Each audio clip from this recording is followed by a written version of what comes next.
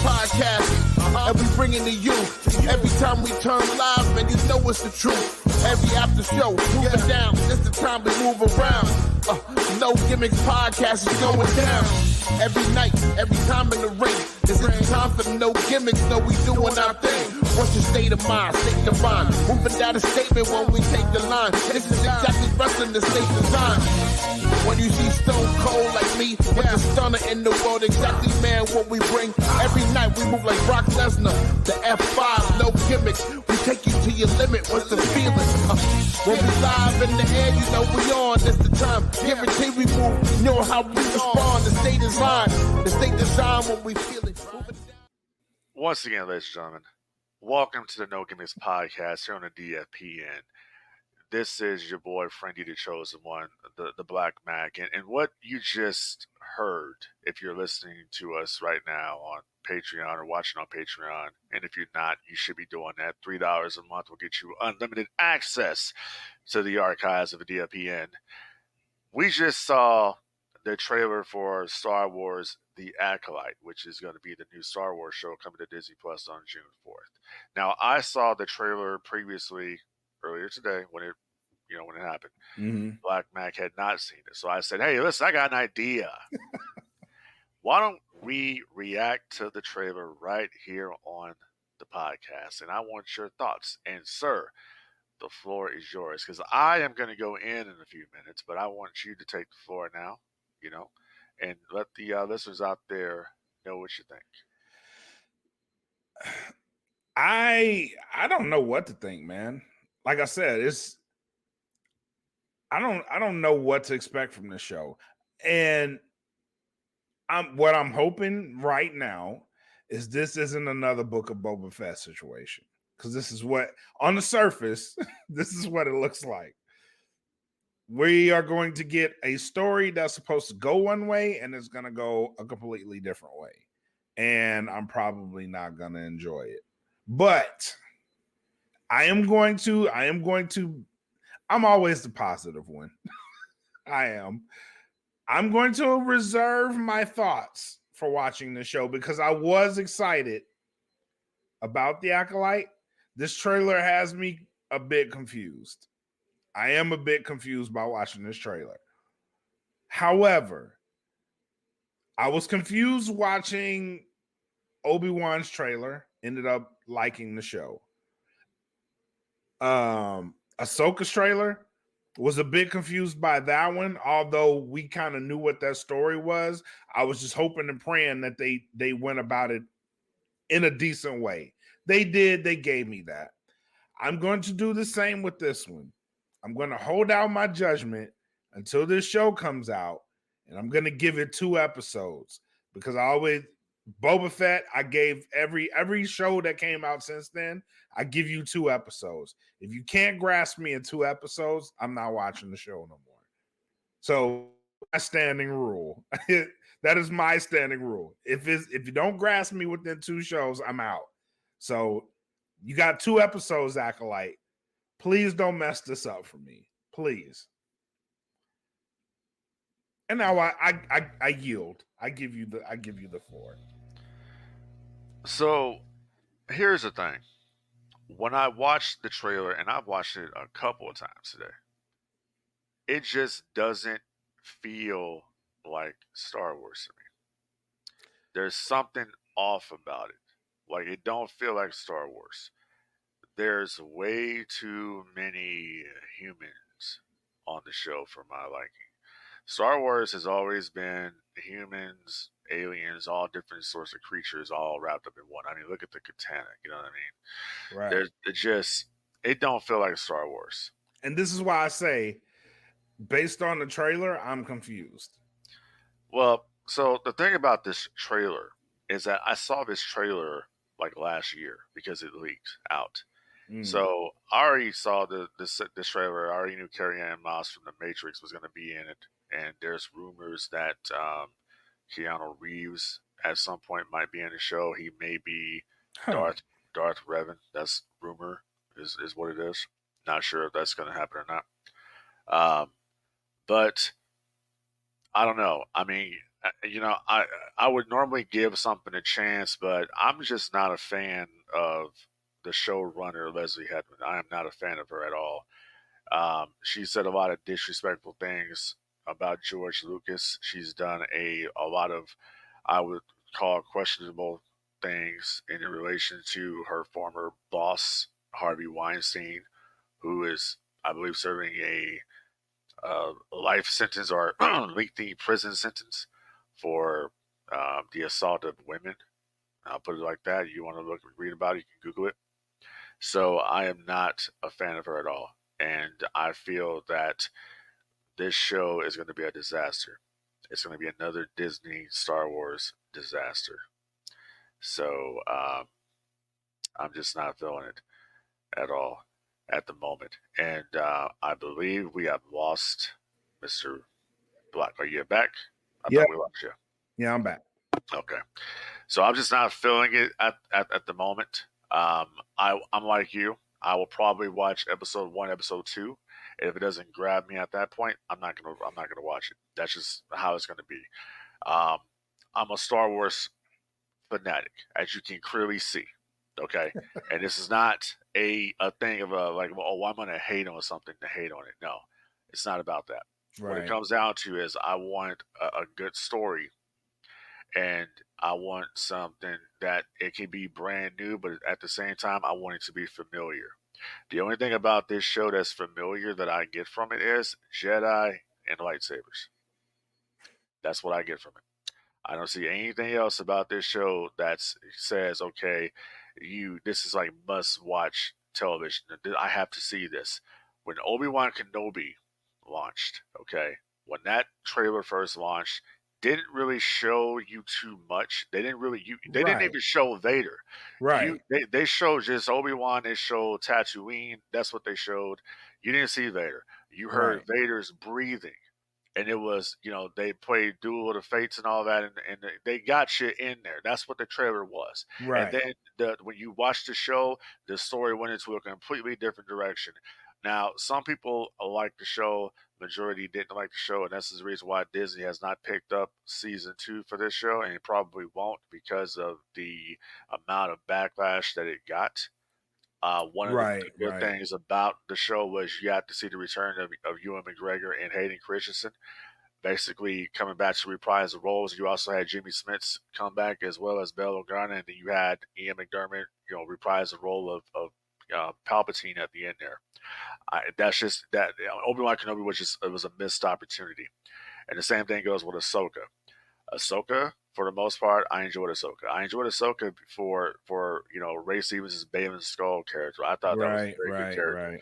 Right. And Shin Hati is another good character. And I love the cameo with Hayden Christensen coming back. Hey, Shadow Warrior, episode 5 is my favorite episode. One of the Ahsoka. best episodes they've done of any show Absolutely. on Disney Plus. Absolutely. Absolutely. I put Shadow Warrior, episode 5 of Ahsoka, episode 3 of Obi-Wan Kenobi, when you see Hayden and as Darth Vader, when he has the suit on and all that. Yep. Those are some of the best moments in Star Wars as far as Disney plus Star Wars. They completely dropped the ball with the Mandalorian in season 3. I think there's a lot of creative difficulties going on there.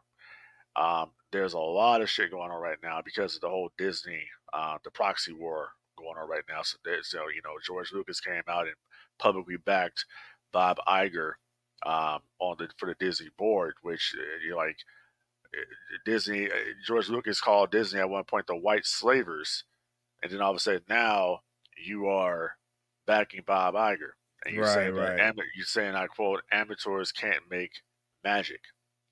It doesn't even sound like some shit that George Lucas would even say. So I'm kind of wondering, what did George Lucas get in return for coming out with these comments? I mean, are they trying to give him some of his legacy back here that they've destroyed? His characters that they have destroyed, the assassination of one Luke Skywalker that they're trying to redeem, coming up with the Mandalorian and Grogu and other projects that are in the I'll tell you off there, I can't talk about, but there's a lot of shit going on that I'm privy to.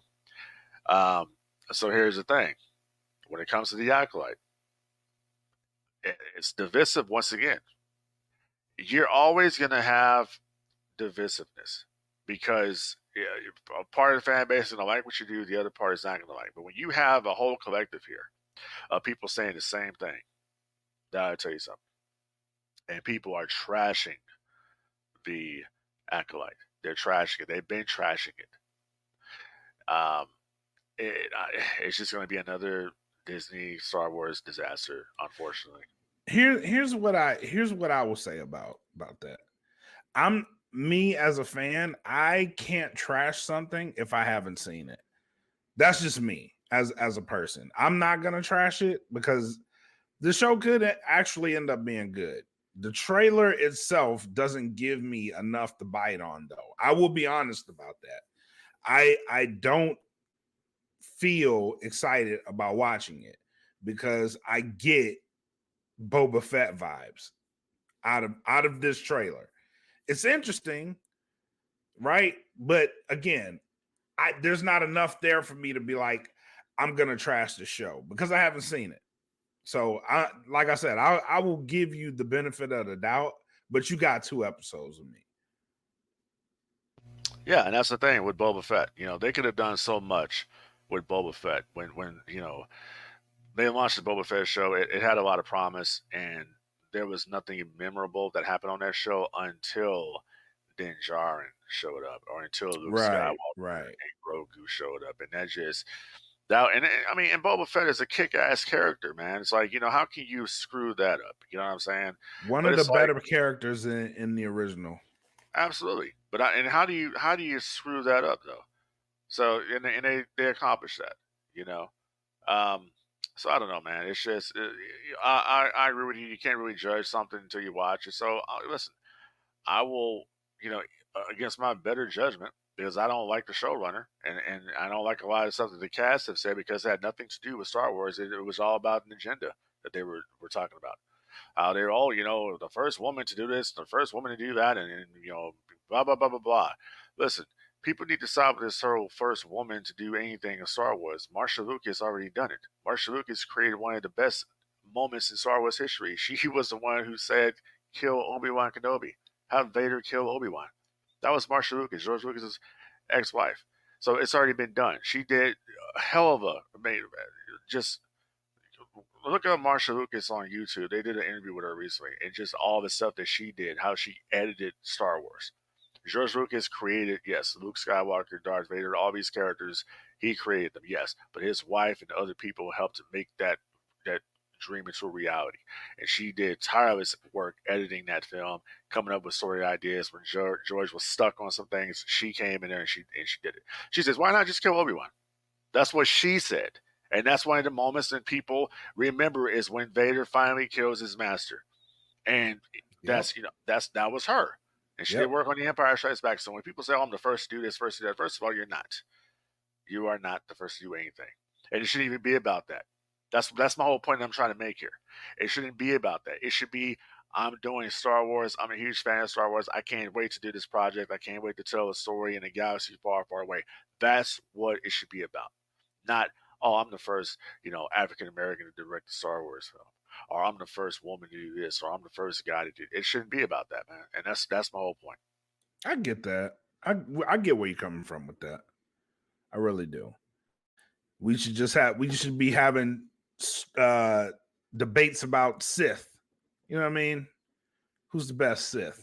Speaking of which, who's the best Jedi? That's what we should be getting to. But I already know what you're getting at. But brother, you gotta get the plugs out the way before we go on the show, because we haven't even done that. But yeah, man, shout out to Cons Custom Creations. Follow her on IG at Cons_Custom Creations, or on Facebook by searching Cons Custom Creations. Shout out to everybody. The Queens are actually finishing up a show right now. So shout out to the Queens of Nerdom. They're outside the paywall. We're inside the paywall. So shout out to them. They got an episode. Should be wrapped up by now. If it's not, then it's very close to being wrapped up. But shout out to them. But to see us, come to the pay window, patreon.com/thatfeelingpodcast, $3. will get you watching this show live and interacting. Then shout out to the Dat Feeling family. Bandcamp, datfeeling.bandcamp.com. Go there. Same deal, $3 will get you the entire Dat Feeling catalog. Welcome to the show. We started out with a great monologue, a great monologue. But getting into the show, we were talking about Jedi. Let's open this up, man. Speaking of Sith, Cody Rhodes is making the turn. He is making the turn. For those who don't know what we're talking about, last night he went on Raw. He cut a scathing promo of The Rock, used a few choice words on live television. But that's not even what appealed to me. What appealed to me immediately, and let me know your thoughts on this one too, is how he was dressed last night. Normally, Cody Rhodes is in a light colored suit, something that it isn't menacing. It doesn't make him look too a-hole-ish. You know what I mean? Like, he keeps it light, kind of light bluish, gray. He's somewhere around that area. You know what I mean? Every time he comes out, cuts promos, if he's not in his ring gear. But last night, it was black suit, red tie. And if you noticed, the hair is starting to change a little color. It's not all blonde. It's a little streaky now. So Cody is making the turn, my guy. Well, as I have been saying on this podcast for months about Cody Rhodes, and I have been saying it and saying it and saying it. I know people listen to this show and they say, well, god damn, what are you talking about? What is Star Wars? Listen, Cody is a Star Wars fanatic like I am. So he is telling the story here that he wanted to tell in AEW. This is what we're seeing here. Okay. Yep. Cody Rhodes last night on Raw, okay, cut that promo. Very scathing promo. It's something that Cody hasn't done in a while, because Cody usually goes out there and does his promos and uses a lot of big words that the audience, don't know what they mean, and Yep. that's fine. Yep. Shows his education. That's great. But he has a very Hayden Christensen, Anakin Skywalker tone to his monologue when he's out there speaking. I noticed that a while ago. Yep. Last night on Raw, he cuts his promo on The Rock, which is basically a receipt from what The Rock said to him on SmackDown. Now, Cody was wearing the black suit. He was wearing the burgundy tie he had on. And the background in the arena, if anybody noticed, it was dark. They turned the lights down for Cody to talk. I noticed this, and it was just a very different environment here, and the feel was different. Correct, the aura, everything was different, and then the emotion in his voice, the conviction of the way he was speaking, the anger in which he was speaking, the fire in which he was speaking. I was like, you know what? Cody is believing this shit. He is going with this. And the way he put over Seth Rollins last night, the way he basically called out The Rock for all the backstage stuff and the TKO board and all that, they're basically blurring the lines here. The fourth wall is being broken. Here's the thing. It's going to be oh so sweet at WrestleMania when Cody makes that turn to the dark side. When Cody Rhodes has to do the unthinkable to finish the story. The unthinkable is, I am going to have to sell my soul to the devil, sell my soul to the emperor, sell my soul to the final boss, which is The Rock, to become the new undisputed Universal Champion, which, in my opinion, will end Roman's reign. Yep. And if you noticed last night as well, the wise man came out there and he says, "You and I have a lot in common, more than what we conflict about." That's very telling to me because he's basically telling you here they're putting little seeds out there.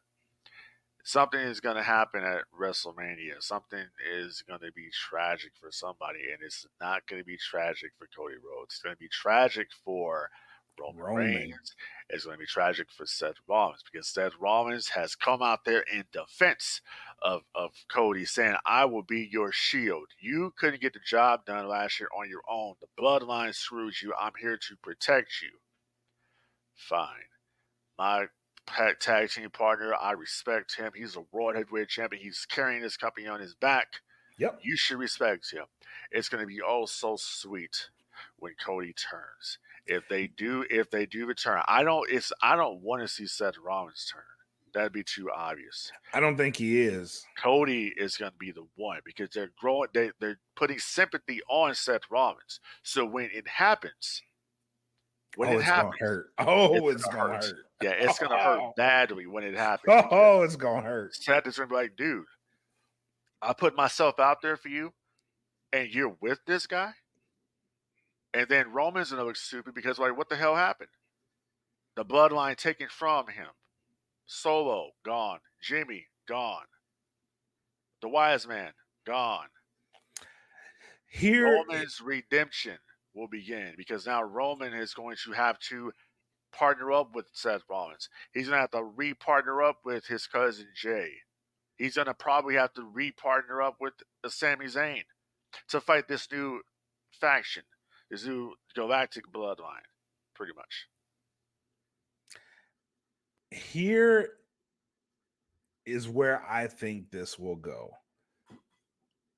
I'm pretty sure Cody's turning.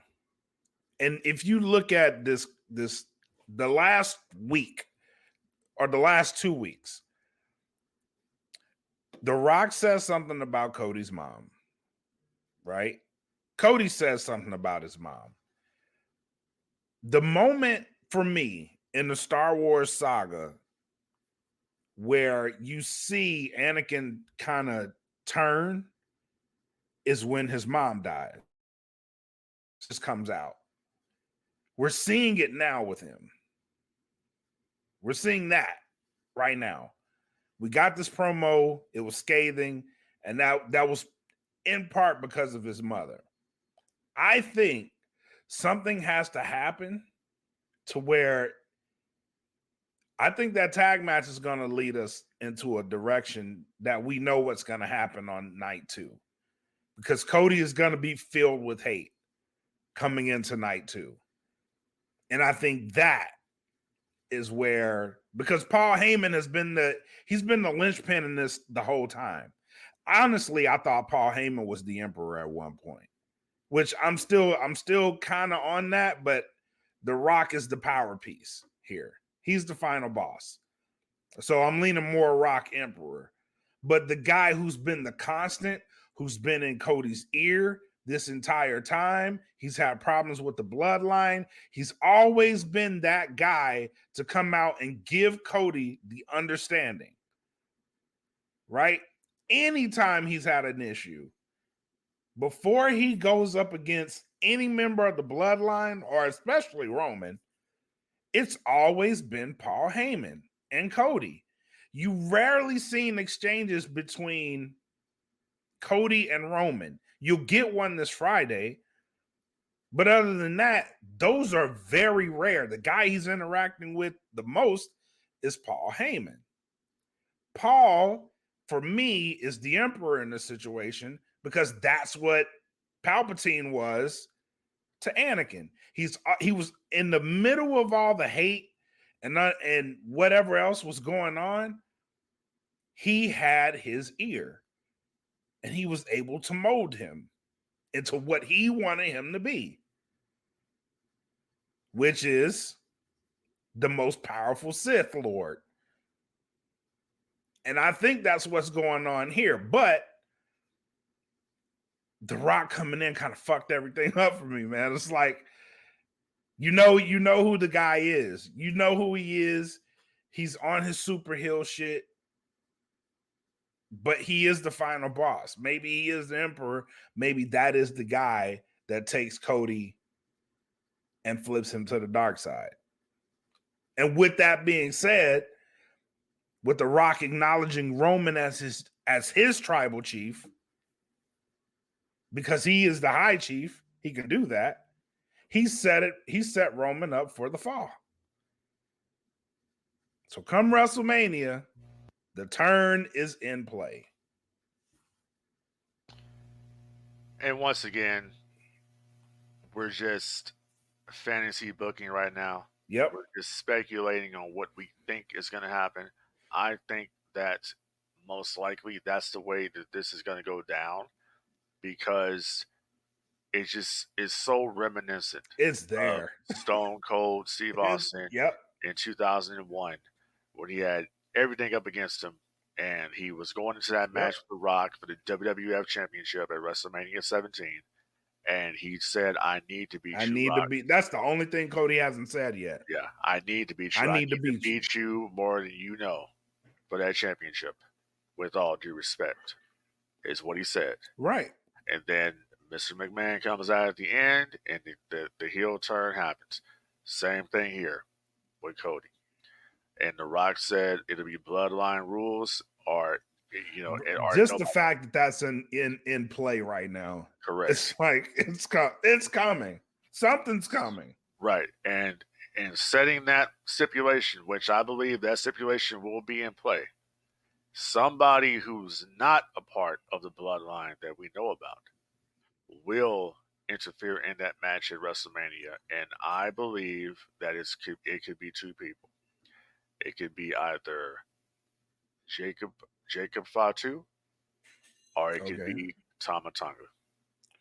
I believe both. Yeah, I believe those are the two people, and they're not going to, Roman sees them. He's going to assume that they are there to assist him. They're not there to assist him. They are there to assist Cody. They were sent by the Emperor, The Rock. The wise man knows all about it. And I could very well see a situation where Roman is asking the wise man to give him the belt, and the wise man does give him the championship. Yep. And you look like, what the hell? What's going on here? Like, what is going on here? He don't give it to him. Cody sinks up behind and gives him, gives him whatever kind of move he wants to do, and then he gets the belt from the wise. The wise man gives the belt to Cody. Cody finishes the story, but Cody does it in a manner not becoming of the American Nightmare. He does it like how I would say Hollywood Hogan won the title from the Giant. He hit him in the damn head with the belt. Yep. That wasn't becoming of Hollywood Hogan, but that's how he did it. Same thing's going to happen here. So, point being, WWE has the opportunity here, not on the same level, of course, but they have the opportunity here to do something special, to do something spectacular, to almost do a Hogan 96 heel turn if they do it correctly. And they can turn Cody Rhodes from the biggest babyface into the biggest heel in the company. Oh, man. Can you imagine? I can't imagine. That's what I'm saying. I can't imagine it, because it's going to hurt so bad. That Monday morning after that is done. Oh, man. It's going to hurt so bad. And it's like, you see Cody, and he has the wise man. The wise man will be the one to introduce the new Universal Champion. Because here's the deal. They're going to have somebody in play to be the heel, because The Rock is going to go away.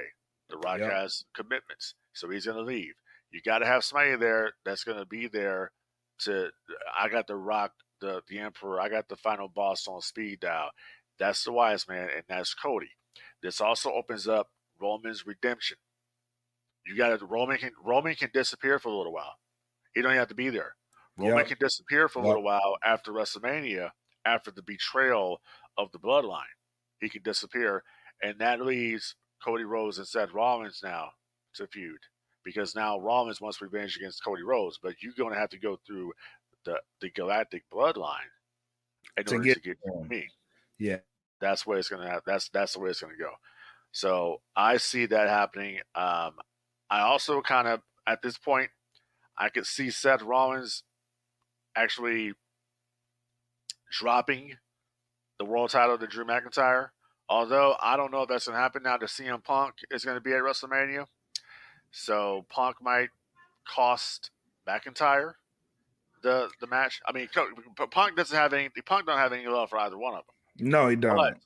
But it would make sense if you want to push the Cody Rhodes versus Seth Rollins match. Seth Rollins can drop the world title, and now he can feud with Cody for the WWE Universal title. Because betrayal, immediate get back. I like that better than, and I like Seth dropping it to Drew, because that opens up that title for fresh opportunities too.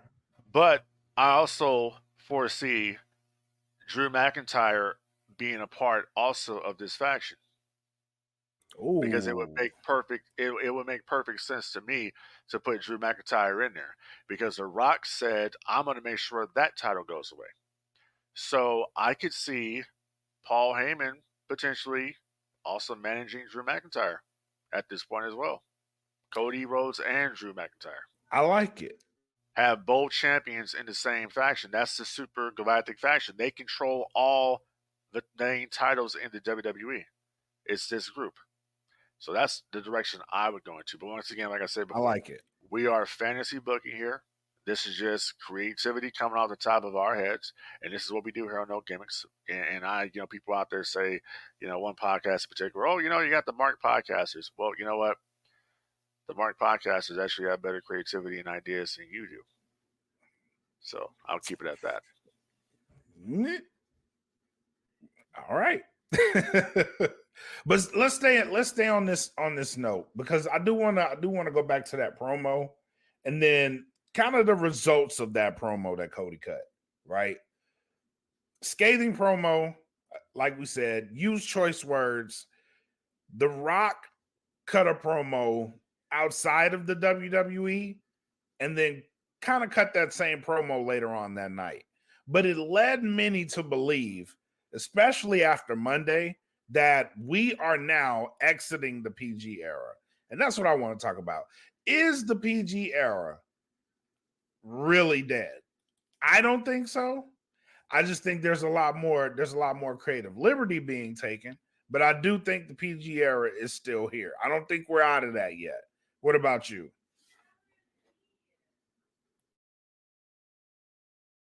What makes you think that it's over?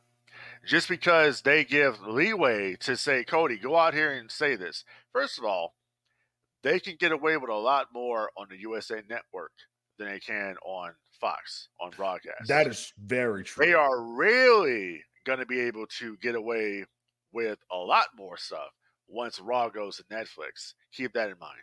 That's when I will say it's dead, yeah. But you can't kill the PG era, because the sponsorship that they have with Mattel and all these different brands. So you can't kill it, but you can do certain things, because you can you can do the Attitude Era, but you don't have to have all the stuff that went with the Attitude Era. What I mean is, you don't have to have all the degrading shit with the women and all the stuff that just was stupid then and it's stupid now. You don't have to have all that stuff. But if you want to come out there and cut a promo and say, okay, well, I'm going to kick your ass and you're a bitch and blah, blah, blah, blah, blah, you can do that stuff, because that people can relate to that. I don't see the relation. I never saw the relation of, let's say, a woman having a miscarriage or Mae Young in the hand. I never got the appeal of how many tickets is that going to sell? How many people is that going to draw in? See, there's a lot of stuff in the Attitude Era that I did not like. You know what I'm saying? There's a lot of stuff in the Ruthless Aggression Era I didn't like either. That's honest. That's honest. But the person that was doing a lot of that, perverted shit, he ain't around anymore. So they can do a lot more stuff here, and you can do something like Cody did or like The Rock does, and it can be tasteful, it can be entertaining, it can be funny. Right. You can And be edgy you without can being be edgy distasteful. without being edgy without being distasteful, edgy without being degrading. That's what we're getting at here. So is the Right. PG era Right. dead? No, it's never going to be dead. It's never going to be dead. They would be stupid for the PG era to be dead. They're bringing in a huge variety of a different breed of audience now. It's catered more towards children, but they're trying to get those males. The that demographic that they're going for. Yeah. They're trying to pull those numbers. They're trying to get more sponsors. They actually have I believe they have uh, what was it, a vodka sponsorship that they have right now. Yep. So they got a lot of stuff going on. They're trying to mature the audience a lot more, I believe. I think eventually they're going to phase now, but it's not going to be right now. No, they're not going to do it right now. But I think when we'll know more once we see that first episode of Raw when Raw goes to Netflix. That's when we can say, okay, this is the direction that they're going to go to because they don't have the handcuffs anymore Right. with Right. Netflix, and Right. that goes to with Fox. They have so many handcuffs because Fox, and this is the same network, by the way, that they want to censor everything that The Rock says, or they want to bleep out signs, or wherever the situation may be. But this is the same network that had a show called Temptation Island, which they basically, it was a very sexual oriented show, and they would, Oh, most definitely. to cheat on your spouse and all this other bullshit. They were cool with all of that, but you can't say this on wrestling, and it makes no sense. So I, for one, cannot wait for them to be off of Fox and go to USA Network. I don't think they're going to be restricted because last night they didn't restrict anything. No, Cody. they didn't. The only They didn't. problem that I saw last night with that promo, it was that Thunderdome. That Thunderdome is killing everything. That artificial sound is crap. You can tell Yeah. it is not. Stop amplifying the You can reactions. tell. You Yeah. can tell. It was Cody was speaking, but they had the sound up so loud that at some point you could even barely hear what the guy was saying. Because Right. that's how loud the Thunderdome was. Right. And They do amplify. They amplify the reactions. I don't know because they do a mixture sometimes. Sometimes it's a track, and sometimes it's the actual audience, but they have it. They have the sound of the audience amplified through the television. If that makes sense. I get what you're saying, but this here is it's a track. It's an audio track. It's definitely an audio track Right. because Right. I'm hearing the same looping sound is what I'm hearing here. So they need to stop doing that. The only genuine reaction they got is when Paul Heyman came out there and he did his usual shit. They got that going, but Right. they need to stop with the crowd sound. You don't have to do that, man. If the audience is there and they're engaging, Let them feel it. let them feel the audience. You don't have to do that. That part of it took me out of it, to be honest. Right. Right. I agree with that. I agree with that. Just let them react. Give them the time to catch on because and AEW is the same way. Like you got to give them time to catch on. Like they ain't gonna catch everything, and that's fine. But AEW does a really good job of just letting it be. You know what I'm saying? Like the audience is the audience. They're gonna react when they want to react, and we'll respect that. So just respect that.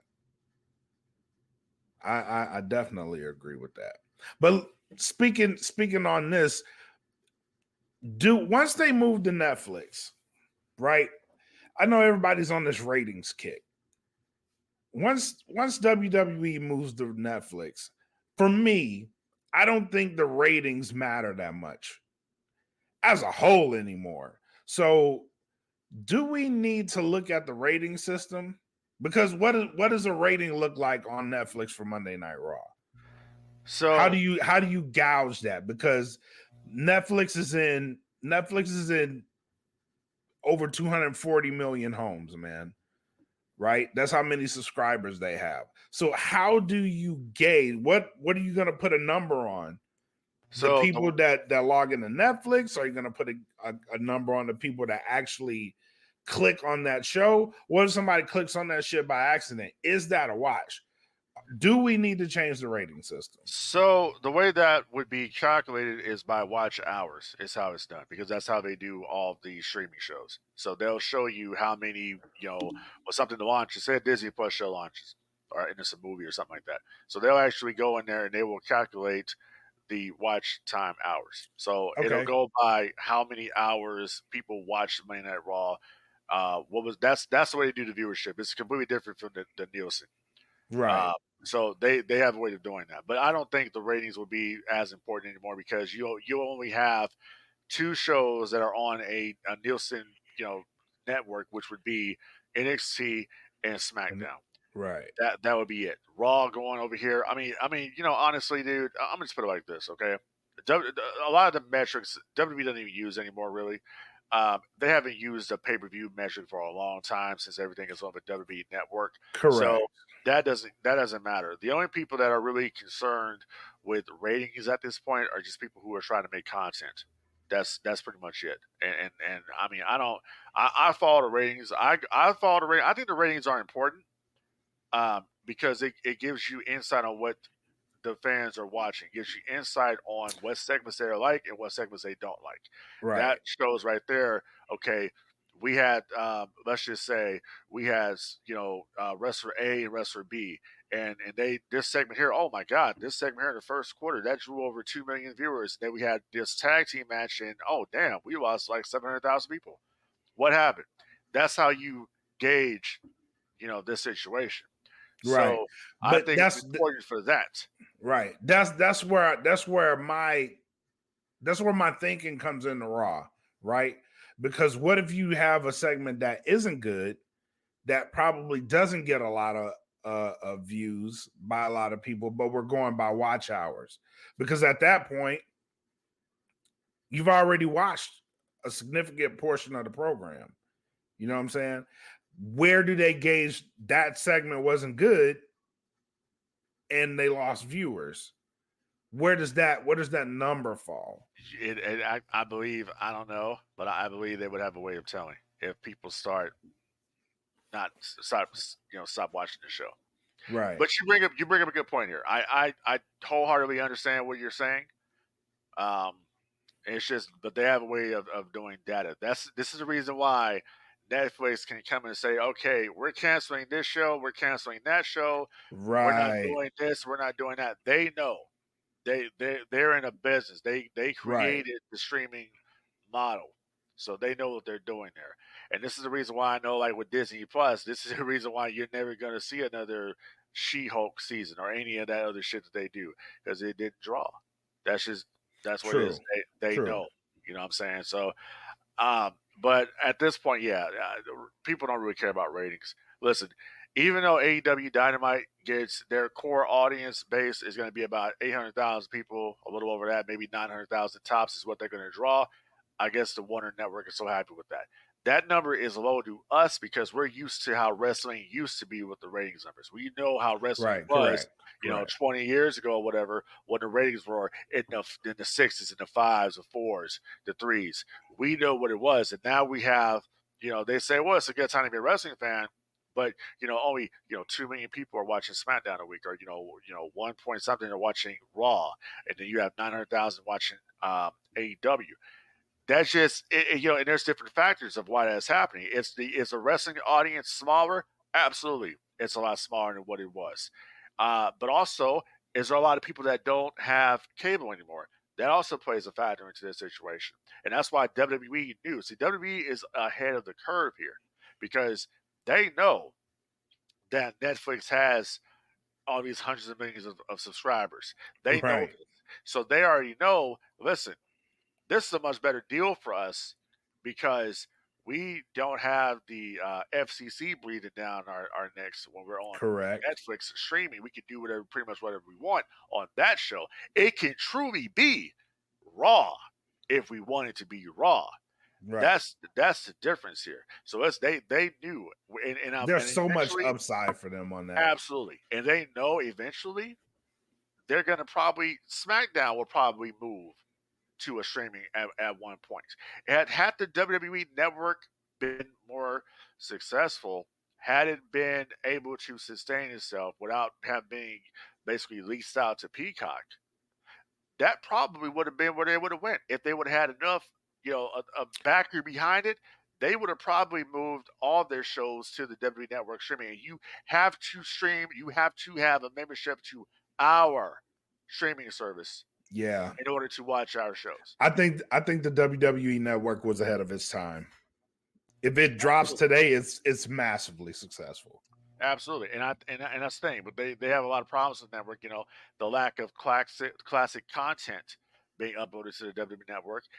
They're not really doing it anymore, and it hurts. And you know why they're not doing it? It's because number one, they're saying basically that they once again they go by the watch hours. A lot of people, I guess, are not watching the classic content, which is a bunch of BS because a lot of people were watching the classic content. WWE is always putting up classic content. Well, they removed I think the music and the dubbing and all that shit had a lot to do with it. There was a lot of complaints about that. Well, it was. It was a lot of complaints about the dubbing. I for one was, one of them that was complaining.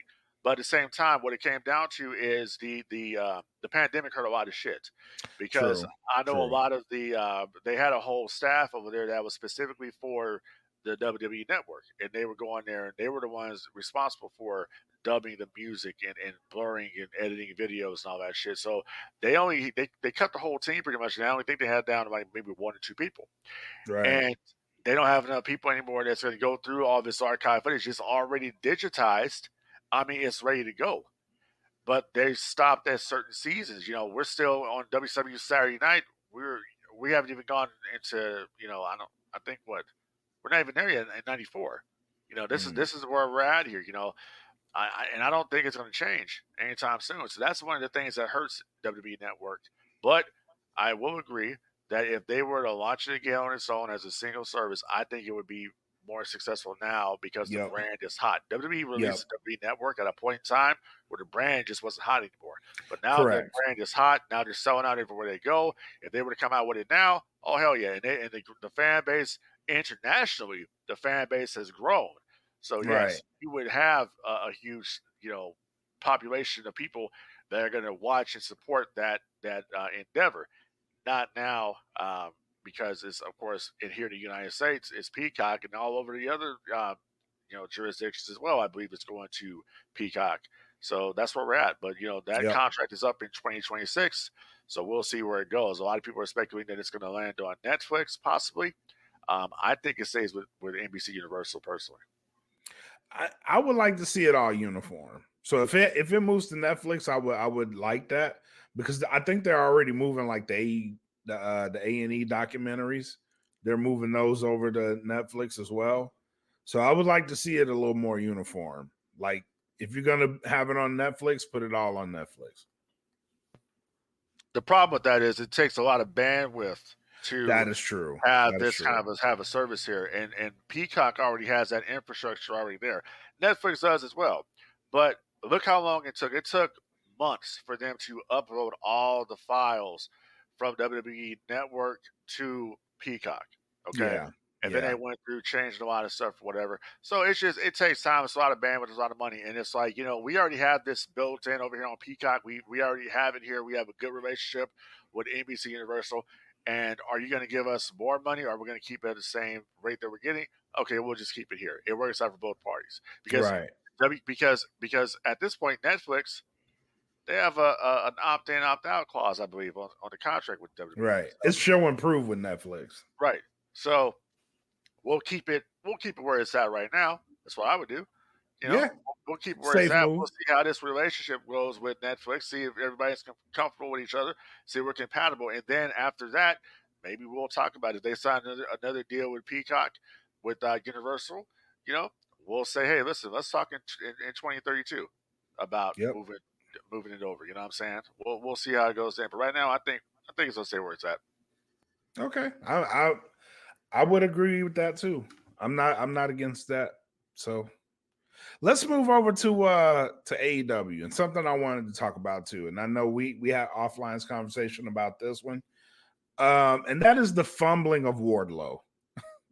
This guy, and I don't know if we talked about this on the show last week, but we both knew him versus Samoa Joe was a big deal.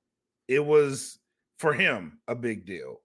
He needed to look strong in that match and got choked out. No struggle, just out. And Wardlow's the guy. They built him up. This is the third time they built him up, in which this time I was reluctant, but I was like, damn, he got me. And then now I'm like, what are they doing with this guy, man? What are they not seeing? And this is the third talent to me in AEW that I don't know what they're missing, because you had Ricky Starks, who should be a massive star by now. You have Powerhouse Hobbs, who should be a massive star right now. And you have Wardlow, who should be the model for what a modern champion looks like right now. Yet he's not. What are they missing? Why are they fumbling this guy? You know, I honestly believe that Wardlow was going to be the second coming of Batista. Yes. That's how hot he was at one point. I was saying, what's wrong with Wardlow? I was like, well, number one, I don't like his music. That was the first thing. Second thing was, I said the guy needs some pyrotechnics in his entrance. Those are the two things he's missing. And I mean, but he had a connection with the fans. He was over. You know what I mean? The guy had it, with that feud that he had with MJF, and coming out of that, he was on his way to becoming a superstar.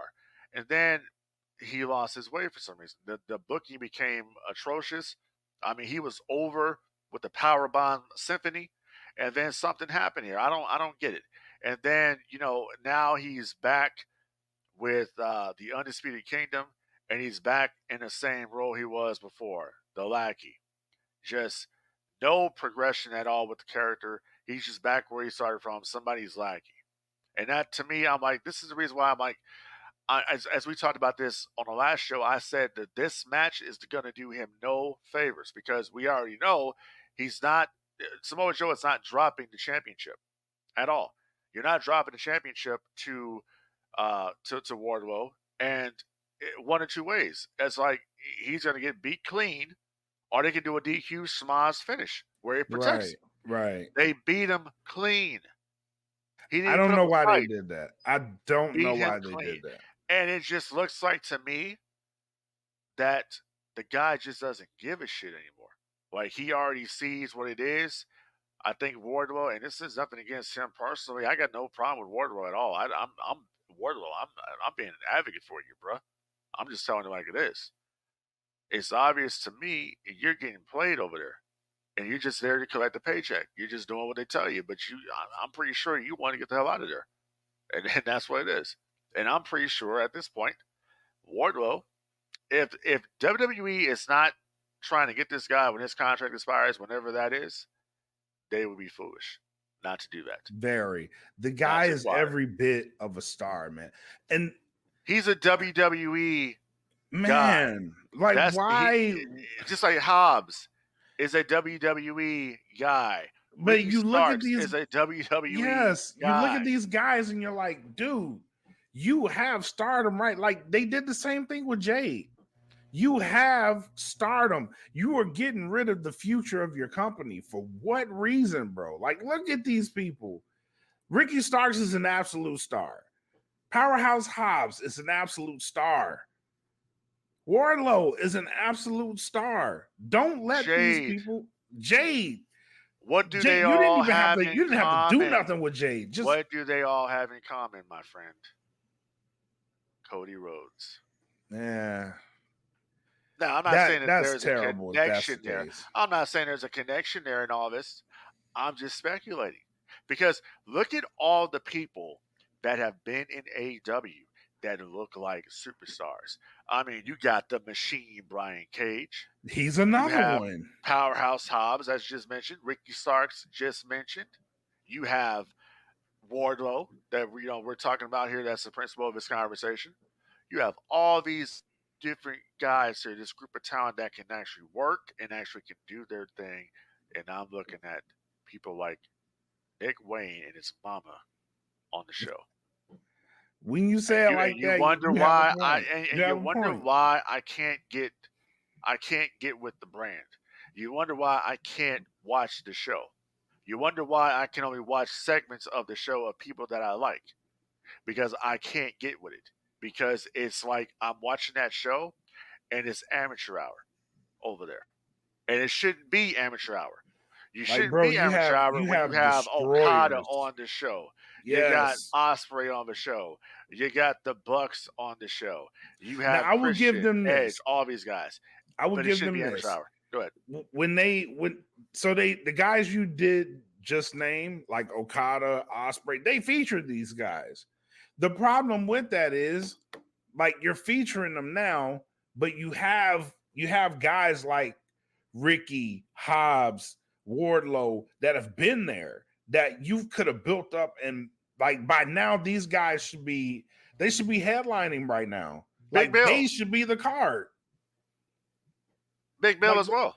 yeah, Big Bill too. He's another one. Like these guys should be those. That's your company right there. Like that's your company. Look at the way they have squandered the House of Black, Malachi That's Black. another one. Look But at there's what they- no reason Brody King should not be. I'll give you another one, Lance Archer. Oh my God, dude. Lance Archer. I have been begging, please give me. And they have a stable with Lance Archer, The Righteous, and Jake the Snake. That is absolute money. Why are they not on Dynamite? They're on Ring of Honor. Why are they not on Dynamite? Because Nick Wayne is on Dynamite. Like, And I'm not picking on Nick Wayne. I don't get the appeal of Nick Wayne. He doesn't have charisma out there. and don't and they get me brought wrong, his I'm mom not into the show. right. So that's the thing that killed me with him. Is they did the predictable heel turn and brought his mom into the show. And it's no different than when they brought, and I wasn't a fan of this either, when they brought Shelton Benjamin's mom onto the show. It did nothing for Shelton Benjamin. I didn't like it then. I don't like it now. Same thing with him. It's too much too soon. That's just how it is for me. When you have established talents here, like the Lance Archers, like the Righteous, like, Jake Roberts out there, you have all these different cats. You have, Brian Cage. Brian Cage should have been world champion by now. By now. I mean, you know what I'm saying? Him and Wardlow should have had a feud by now. Him and Powerhouse Hobbs should have had a feud by now. There's no reason on God's green fucking earth Jay White should be in a trios championship for Ring of Honor. I'm sorry. I'm sorry. And you know another person that in my opinion that they didn't do anything with, and I'm not sure why it was. Miro. He's another one. That's another one. Like the guy is TNT champion. He's probably, I'm gonna say it, he's probably the best TNT champion they've had. Dominant. That Redeemer gimmick was fucking money, bro. Fucking money. The theme song was on point. I still like that theme song. Like anytime he comes out, I'm like, man, he about to fuck somebody up. I love it. Why are we not doing anything with these guys? And somebody said this on a radio show. I forget who it was, but it's like the big guy for Tony Khan is like the small guy for Vince McMahon. Which that hit when I heard it. It's like, yeah, you're right, because the majority of the big men, you don't really see them a lot. And you have on that roster right now some of the greatest big men in the industry. What was the WWF built on? It was built on The Giant, the land of the the land of Giants. the Giants. It was Yep. built on big men. It was built on characters. Yep. But the medium-sized man, as Scott Hall would say, rest in peace, the Macho Mans, the Ricky the Dragon Steamboats, the Shawn Michaels, the Bret the Hitman Harts, those guys, Mr. Perfect, those were your workers, and they broke through, and it was all a collective here. You don't see that in AEW. You see AEW does one type of match, and they cater to one segment of the audience instead of catering to the entire universe. They cater to one segment. They cater to the one segment, and that's the hardcore segment that's going to watch their show every single week without fail, without any problem. And that is what separates them from the WWE. And that's why the WWE has grown their audience, because they are looking past just the hardcore. They go to the casuals. They want mainstream is what they go for. They, over at AEW, are just booking the show for whatever Tony Khan likes. That's what they're doing. No different than I hate saying that like that, but you got a point. Like, you really do have a point. That's no different than what WWE was doing. For how many years was Vince McMahon booking the show? You heard it all the time. You book for an audience of one. Yep. And they don't do that anymore. They have a variety over at WWE now of what they're doing, and what they're doing, it works. You know what I'm saying? For the most part. I'm not saying that everything that they're doing is like money, because it's not. There's a lot of things over there that's wrong. I personally don't like the fact that they turned Bobby Lashley into Street Profits baby faces. I don't like that, because I thought think it hurt him. Yeah, I think it hurt him. Hell yeah, it hurt him bad. Yeah. That was wrong, because you're feuding with Karrion Kross and Authors of Pain, what nobody gives a shit about. You brought the Authors of Pain back. And you brought him back with Paul Ellering. That whole that group is back together again, and you're doing nothing with them. They're stuck here in limbo doing the same feud. You look at the LWO. The LWO, we had this little discussion over in the group today. The LWO means nothing, okay? And it was always going to mean nothing. It is the only world order faction in the business that matters to this day. Starts with the N, okay? Yep. It's black and white. That's the only one that matters. Doesn't matter. It doesn't matter. The LWO was never a popular stable to begin with. Okay, people can say, "Oh, that's bullshit." Go back and watch in WCW and tell me how popular the LWO was.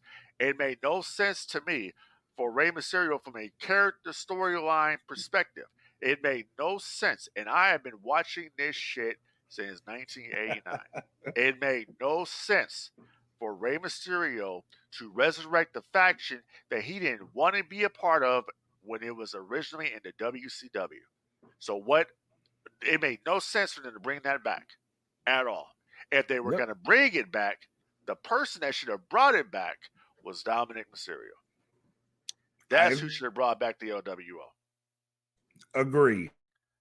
Okay, if they were to split it now, and the LWO had focus in a direction, that would be Dominic Mysterio would have been leading the LWO. Dominic Mysterio would have been the one to have turned Santos against the group. And now you're in this going nowhere feud here that no one cares about. No one gives a shit about the LWO anymore. You don't see people wearing LWO shirts anymore in the audience like you were. It's back to what it was. NWO everywhere. Wolfpack everywhere. That's what you see in the audience, man. And WWE knows this. That's why if you go on WWEshop.com right now, so much NWO merch. And it's going to sell. It sells to this day. That's what people want. I'm sorry. I guarantee you, WrestleMania weekend, you go to the pop-up WWE shop that they normally put up on the PLEs. You go to that shop. You go look at the merch that they have out. They're going to have a lot of NWO merch out there. And a lot of that shit is going to sell out. Of course. They're going to have the chalk line there, because the NWO chalk line shit is massive. I got a couple of those jackets myself and a lot of stuff from them. So I'm just pointing out the obvious here. No one gives a shit about the LWO. And it's a shame, because the LWO has some talented workers in that faction, but no one cares about it. And another guy, when you talk about just squandering talent and just doesn't make any sense, let's talk a little bit here for a second about Carlito and how they are doing nothing with Carlito. And they gave him this whack ass fucking garbage music. Crap music. Okay, but I will say one positive when it comes to the direction of the music. The great one, The Rock, came out on Friday Night my SmackDown, God. and it started with the regular "If You Smell What the Rock Is Cooking." They played it, and then it was a guitar riff solo, and in there it says "The Rock says," and then it transitioned into the Hollywood Rock theme. That was cool, but I would get rid of the beginning part, and I would start off with the "Is Cooking." And then go. They did once he did all the promo and stuff, they broke it down and they just let that be that. So I think that's what he's going to come out with from now on. But I don't think the lightning effect works very good either. I'm not a fan of that. I love that. I don't like it because it's just if they can time it right, if they can sequence it better, they're getting there. They're getting there. And I think it's a good idea, new thing, it's just not there. But it could work now because it's a lot slower pace song. And obviously The Rock is paying attention. The Rock like, listen, man, we need to change the music. What's the song we can use? Use the one I had when I was Hollywood Rock. Because that's what he is now. Because that's what people already people want. Call him. Yeah. Correct. People already called him. That's what he's doing. Yep. And he's that's listening. One positive. Yeah. Yeah. He's listening. That's one positive. And that's the funny thing that everybody was talking more about that than they were talking about Mercedes Moné's debut on Dynamite. This is true. Not knocking Mercedes. Nope. But that shit, it is what it is. Nope. Speaking of which, I wanna transition into this last thing, right? Speaking of The Rock and Mercedes, the headlines. So I was looking at something very interesting today, and I wanna share the screen so I can show you what I was actually looking at. And you can't put porn on the show. I'm not putting porn on the show. But no, I was looking on ESPN, and normally ESPN has a WWE section. Well, now they have a professional wrestling tab to where it's not just WWE anymore. And that is the effect that The Rock is having on this shit. Because that terminology there, that professional wrestling. Yeah. Yes. Right. Yeah. What did Rocky say? Professional wrestling is cool again. It's cool again. What did Cody Rhodes say? Wrestler. Yep. It's now we're referring to it as professional wrestling. It's not just WWE. And if you look on ESPN on the professional wrestling tab, they've actually added AEW into there, which one of the biggest stories on that tab is the return of Mercedes Moné to AEW. I think that's great. That is great for the entire industry. It's amazing for the industry. Absolutely. It's amazing for the industry. So when they say The Rock doesn't have, listen, Rock has had a huge, because The Rock has made it mainstream. When you have The Rock come in from what he's done, and I was saying about The Rock, people can talk shit about The Rock all damn day long. The Rock, to me, The Rock never forgot what got him to where he is, what got him to the dance, and that was professional wrestling. He's come back and says, you know what? Fuck this sports entertainment shit. We're professional wrestlers. Yep, get it right. What does Triple H say? Dude, we're wrestlers. We're wrestling. Triple H grew up on Harvey Race and Ric Flair. Triple H grew up on NWA. That's what Triple H watched. Yep. Okay? That whole sports entertainment thing, that was something Vince McMahon tried for years and years and years to get over, and it never got over. No one called it that. Nobody's walking around here saying, hey, did you see that sports entertainment show, that sports entertainment wrestling? No one saw it. It's called wrestling, bruh. Professional wrestling. World Wrestling Federation. World Wrestling Entertainment. World Championship Wrestling. All Elite Wrestling. National Wrestling Alliance. Total Nonstop Action Wrestling. Impact Wrestling. Yep. Universal Wrestling Federation. That's what it was. You know what I'm saying? The No Gimmicks podcast of wrestling.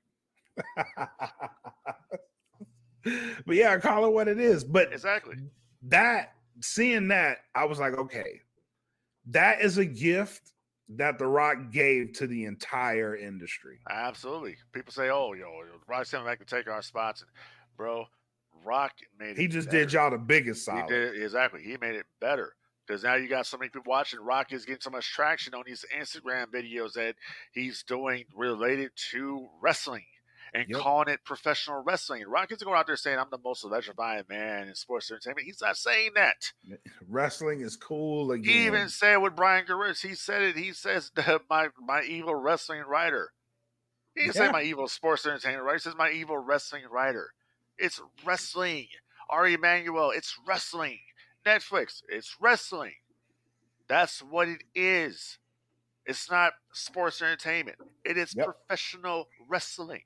That's what it is. That's what they call it. That's what I'm going to call it. When we first started doing this podcast, it was where, no gimmicks, where we talk about professional wrestling and sports, because we had to differentiate the two. We were trying to differentiate from AEW to WWE. Now it's the No Gimmicks podcast where we talk professional wrestling and occasionally Star Wars. Oh, by the way, all the people out there listening, coming very soon here to the DFPN, the Rogue Scoundrels podcast. And if you like what you heard in the beginning here, when we started this show tonight, that's a little sample of what you're going to be hearing on the Rogue Scoundrels podcast that's coming soon here to the DFPN. So stay tuned at that. Absolutely. Absolutely. And with that, my good sir, final shots and thoughts. What you got? Final thoughts are going to be this, bro. It's actually, we're going down to the bottom line here, for WrestleMania. And it's going to be very, very interesting, the outcome of that main event. I think that's what people are talking about. And I know Jimmy and Jay are going to wrestle at WrestleMania. I think they kind of made that official. But to be honest with you, I'm not really feeling that match at the moment. I don't know why. I think the build hasn't been very good.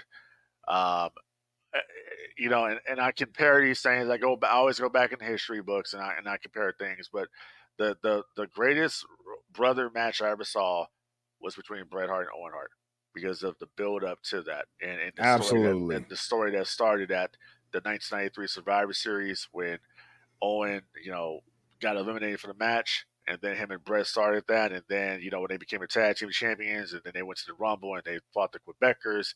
And then, they lost the match, and then Owen went in on Bret's knee.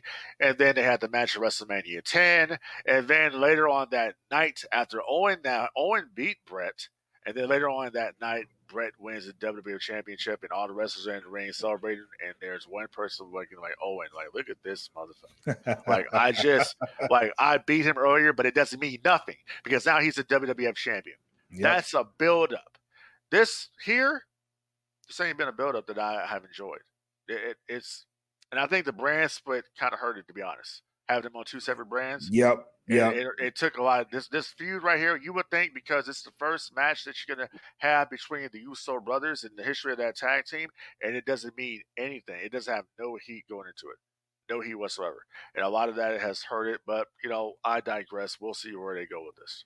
Yeah, we'll see. We'll see. My final thoughts. Go ahead. I'm on the same wavelength with you there. I kind of wanted them to build this earlier and build it, but the brand split obviously hurt them. Having Jay on Raw and Jimmy on SmackDown, to make this work, you almost had to cross the lines, in which it didn't really hit as hard. So no, because it's been going on since August. Right. That's the problem. It's been going on since August. So the interest is just not there anymore. I mean, yeah, you cost him the Intercontinental Championship. Fine. You know what I'm saying? And then on top of that, but once again, Gunther is a monster. You know what I'm saying? Absolutely. But at some point, they may have to turn Sami Zayn at some point because the reaction he got. But you don't have to necessarily turn everybody. You don't have to do that. You don't. Only if it makes sense. Correct. Only if it makes sense. I agree with that. So, but other than that, man, I got nothing else other than help control the pet population. Have your pets spayed or neutered, and like what you like out there, and watch what you want to watch. And people out there that don't like it, don't give a fuck. I want to my final shots. I want to shout out to MPX Wrestling. Shout out to Demo Diamond. We interviewed him on the show last week. He actually won the MPX Addicts title this past weekend. Tatum Manning, who we also interviewed, he walked out with a win. He went up against TNA star Trey Miguel. Bangers on this card, man. They had a MPX Destiny this past weekend. A lot of people were there. Listen, for the professional wrestling is cool again. Like, this shit is no joke, man. It really is no joke. This venue had about 600 people in it. And this is a Saturday night. Like, they had, it was filled.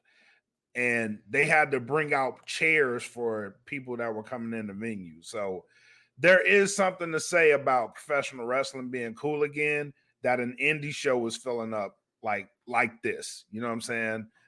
We didn't even get to the blood sport shit, the GCW shit with Shayna Baszler and WWE allowing her to do that WrestleMania week. Like, there's a lot of cool shit in the industry happening. And she's going to be wrestling somebody from TNA. Masha Slamovich. Yeah. So I mean, there's a lot of stuff going on, and it's benefiting everybody. Yeah, and that's the thing about it. It is. And let me bring up something real quick too that we need to talk about. But I want to set the record straight about something. So, Sting's last match, happened in AEW, and one of the big things controversies that people had was the fact that they weren't able to show any footage of Sting's career from WCW on AEW. And a lot of people were like, that's bullshit and yada, yada, yada. And they should have, got the tapes, and they should be able to show that. Well, here's the thing about this. So number one, WWE obviously owns the videos for WCW. They bought it. It's their property. Number two, for what I have heard, nobody from AEW ever contacted WWE about using said footage. Yeah. That's what I've heard about that. Real quick though, before we sign off, I gotta say this. This year's Hall of Fame class. I know where you're going. This class is shit. I'm just being honest. I'm just keeping it 1,000. This class is shit. Okay. No disrespect to anybody in it, but it's just I'm not looking forward because I'm not the biggest Paul Heyman fan. So it's crap, and there is no headliners on this. Oh man, the rumored Bray Wyatt induction most likely. I don't think that's happening. I don't think that's happening. But with that being said, there was so many options that you had that you could have gone with and you didn't. It's a letdown for me. It is a letdown for me. I will agree with you there. Yeah, I'm not feeling it. I'm probably gonna skip out on it. And it's I want to watch it just for because I know Heyman's gonna have a good speech. If anything, Heyman's speech is gonna be good. Yeah, I'm not a Heyman I'm there guy. for that. I'm not a Heyman fan. Let's real quick. Why don't you let the listeners out there know, because we're running a poll right now on the greatest manager. The greatest manager in professional wrestling. So why don't you let the listeners know what's going on with that poll, man? Because it's been getting very, very interesting. It did. So this is one of the polls that actually went the way I thought it was gonna go. Normally these shits just they're wild. But this one actually went the way I thought it was gonna go. Everybody that they were matched up with each other. It went the way I thought it would. People got washed. Some people were 100% to 0. But and I'll announce it here tonight. The winner of that bracket with 52% of the vote to 48%. In our finals was Bobby the Brain Heenan versus Paul Heyman. The winner of that bracket, and dubbed by the No Gimmicks podcast fan group as the greatest manager ever, is Bobby the Brain Heenan. With 50% of the vote. Absolutely. Yep. And this was close, man. It was very close. I voted in the poll, and I believe I voted for the brain. Yeah, I voted for the brain too. Yep. Yeah. So did you. I had to go with Bobby. So because it's just, I mean, yeah, I mean, Heyman managed some people, but Bobby the Brain he managed. I mean, Bobby was a part of some great moments in the business, and I mean, him managing Andre in that match with Hulk Hogan, and then managing Ravishing Rick Rude. Bobby took. See, this is what makes Bobby Heenan the greatest manager of all time. Bobby Heenan was not only a great manager, but Bobby Heenan was actually a great wrestler as well, and a fabulous bump taker. Yep. Great on commentary, funny. His lines still live up to this day. The guy was a total package. Heyman never you took listen bumps. to me, I'll take you to the top. You don't listen to me, you're never heard from again. Right. So it was cool. The way it went, and that's the thing about it. So if you're not a member of the No Gimmicks fan group, you need to go on Facebook right now and look it up. No Gimmicks podcast fan group. Go on there. We have daily discussions about shit that we talk about. Yep. And also just go on there. You can just become part of that Film and Podcast Network. Period. And that will give you the links to all of our different podcast groups for the Smoke Pit, for the Queens of Nerdom, for the USDN. We're going to be once again launching the Rogue Scoundrels podcast that's going to be hosted by your boy Frank D and the Black Mac here. So we got a lot of things coming out of the pipeline here on the DFPN, and that's pretty much it for tonight, man. I got nothing else here in this soliloquy in public. That I have nothing else. And don't forget to subscribe to the mothership, which is the Patreon for the No Gimmicks and the DFPN. $3 gets you unlimited access to everything in the DFPN catalog, and that means you get the No Gimmicks podcast before anybody else. You get the Queens of Nerdom before anybody else. You get the USC before anybody else. Everything that we do here on the DFPN, you can check it out right now for just $3 on Patreon.com. So check it out. That's the mothership, and pretty much I got nothing else to say. Absolutely, man. Absolutely. Well, ladies and gentlemen, that's going to be it for the No Gimmicks podcast here on DFPN. It's your boy Frank D for the Black Mac. We're going to sign out. Like what you like, and people don't like it, don't give a fuck. Deuces. Absolutely. Peace. And I know it's all business, all business, all business. We give them no gimmick. Yeah. And I know it's all business, all business, all business. We give them no gimmick. Yeah. And I know it's all business, all business, all business. We give them no gimmicks.